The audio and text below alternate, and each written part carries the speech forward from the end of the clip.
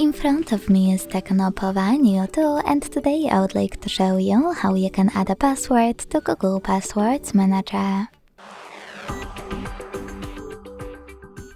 Begin by launching Settings and scrolling down to access passwords and accounts. Then use this gear next to Google and tap on Google Password Manager. Now to add a password, select Add Password over here and input all of those informations. At the top you can select any website or tap on Select App and tap on the chosen one. Then enter your username, email or phone number, password, and even take some helpful notes. When you finished, hit Save at the top right corner.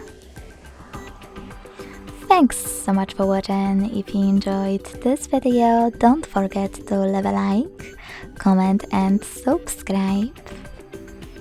Bye!